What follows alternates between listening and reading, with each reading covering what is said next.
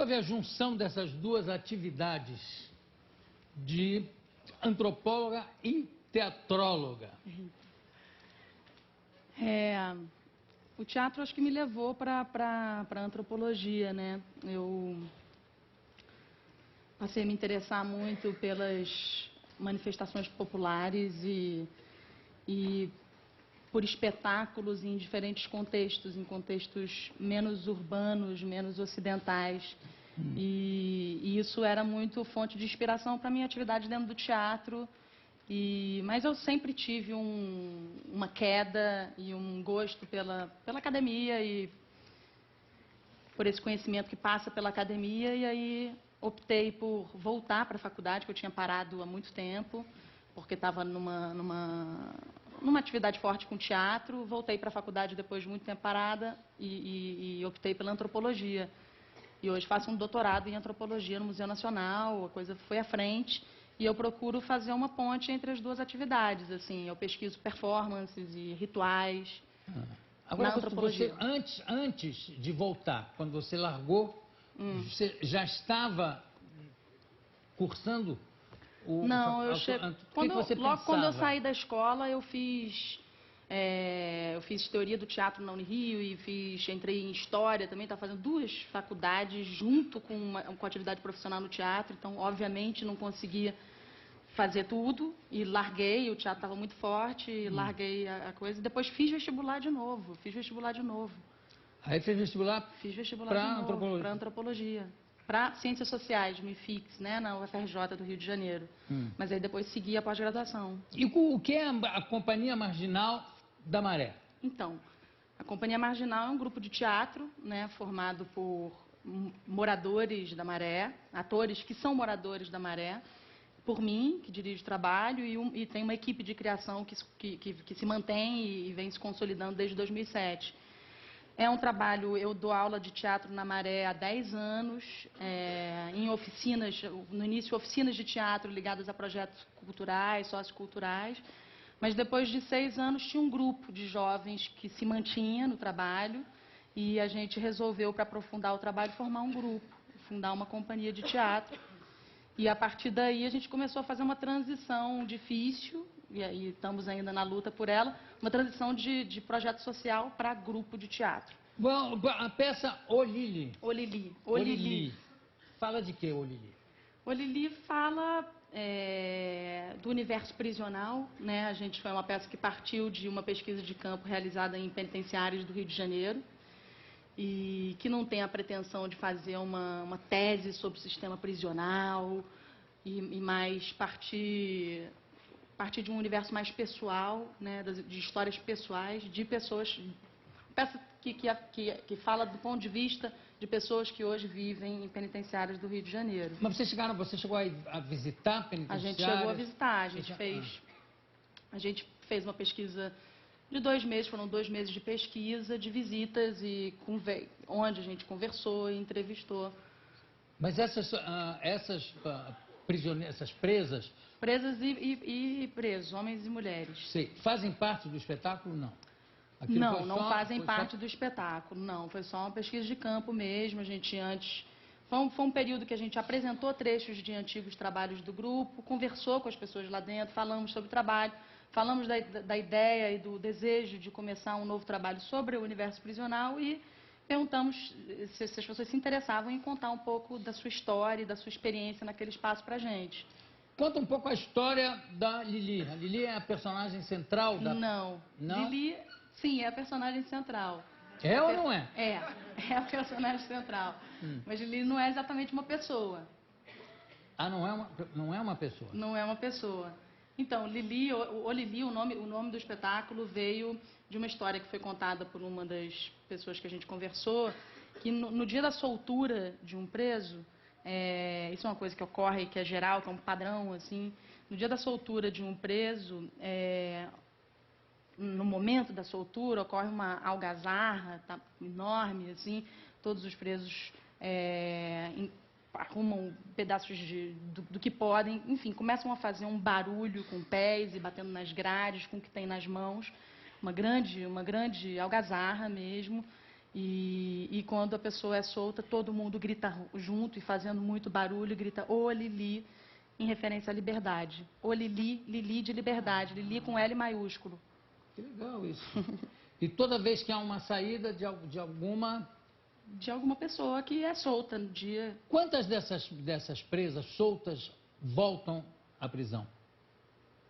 Na pesquisa de vocês apareceu isso de alguma forma? Então, a gente não...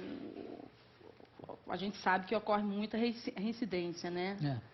Mas o foco nosso nas entrevistas não era as penas, os crimes, as denúncias que se queria fazer.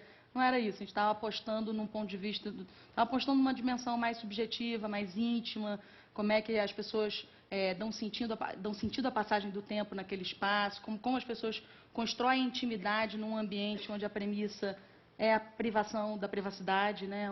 É a subtração da privacidade, né, das pessoas. Enfim, os rituais diários. Né? Por exemplo, fala alguma coisa que identifique esse tipo de comportamento. Eu estou te perguntando porque você sabe que eu já tive um projeto há muito tempo de montar grandes espetáculos usando os presos. Sim. Evidentemente que não foi aprovado pelo governo. Sei.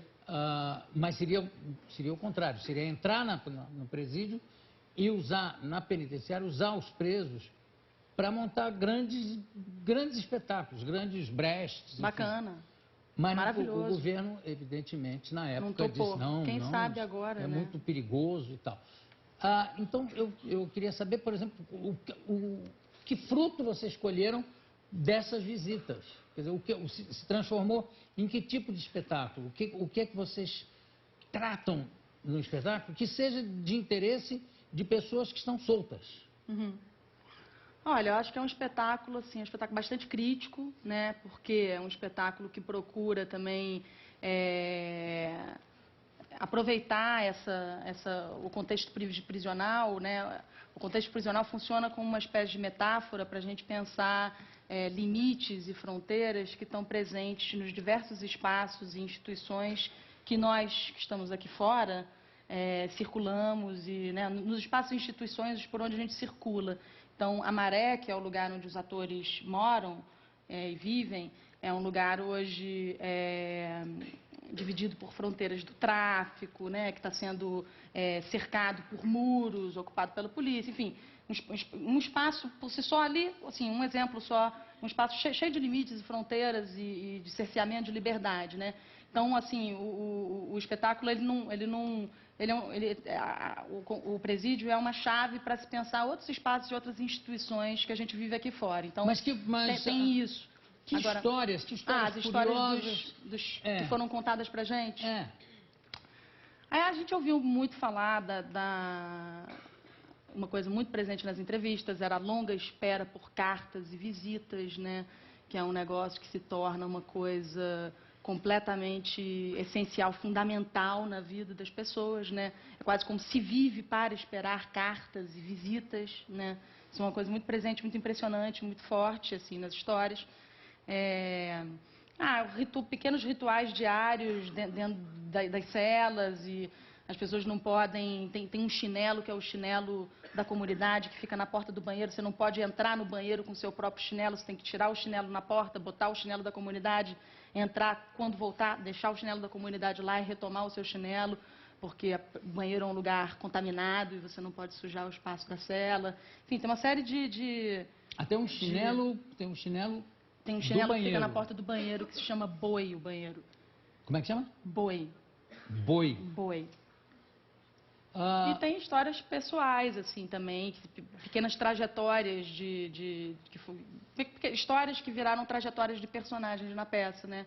São trajetórias um pouco fragmentadas, que o espectador não necessariamente acompanha do início ao fim, porque são várias trajetórias que se cruzam, mas tem algumas histórias pessoais interessantes, assim. Tem uma história de um preso ou uma presa que não sabia ler. Como é que é essa história? Então, era um cara que não sabia ler e escrever e passou a pagar uma outra pessoa para escrever as cartas, para responder as cartas, para ler as cartas da namorada, da mulher dele e responder, né? E esse cara passou a ser, então, esse mediador dessa conversa com a mulher dele. E tem uma festa de Natal, uma festa institucional, onde os presos podiam receber visitas, um pouco semi-aberto para familiares. E nessa ocasião ele apresenta o amigo, o cara que estava se correspondendo para o tradutor, o interlocutor apresenta esse cara para a mulher dele. E só.